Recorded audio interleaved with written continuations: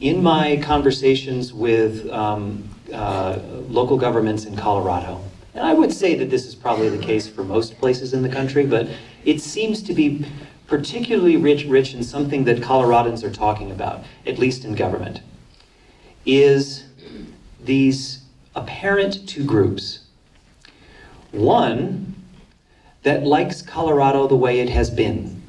They love the Colorado that they moved here a long time ago, or even were born and raised here. They love that Colorado. That Colorado is beautiful. In that Colorado, houses look like houses.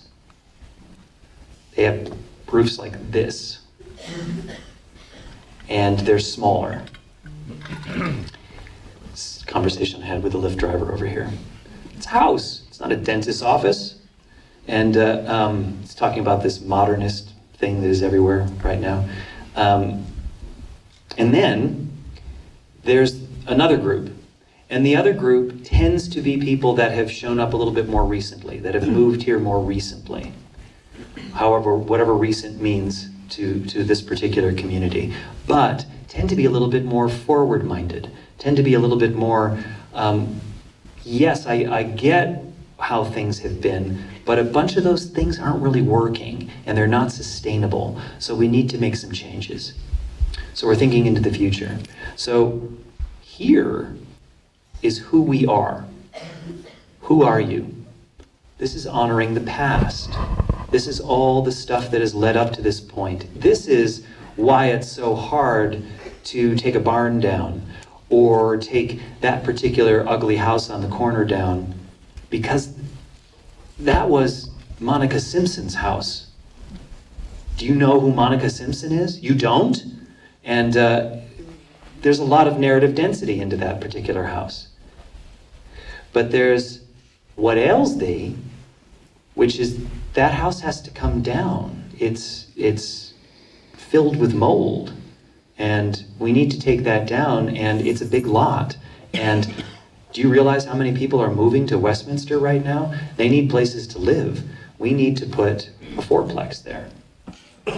Well, there's a lot of tension between who are you and what ails thee. Both have to happen.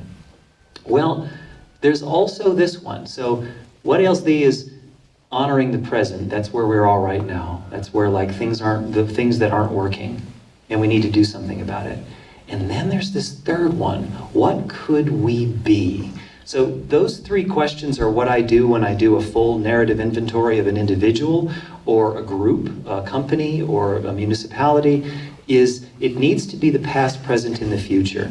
And the past is done through just data collection. You can really get a lot of information. It's online. You just collect it all together.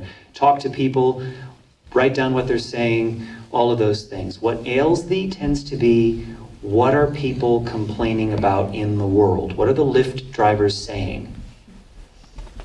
Listen to them authentically, be present, listen like a storyteller. You will find out what ails thee, in addition to all the things that you know, like about water quality and sustainability and what needs to happen into the future for that.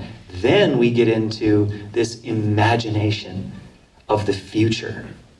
That's a part of the master story of Westminster, and it's a part of your imagination, or your story as well, your individual story. Who you are also includes who you will be. And then putting things in place so that you can get there. I'd like to be a whatever in your particular field. I would like to have this look to my family or future family. I would like to live in this particular place. That's an imagination into the future, and it will inform how you behave in the present and how you see the past. So that's all a part of your master story, and we as a group here are focused on Westminster. So what are we imagining as we listen to the residents and the people who have businesses here? What are their hopes? What are their dreams? And what's happening in their imagination? What are their worries about what could happen that might be bad for the future? So those three questions, when you're thinking about the master story of this place, and when you're thinking about the master story of yourself, take those into consideration.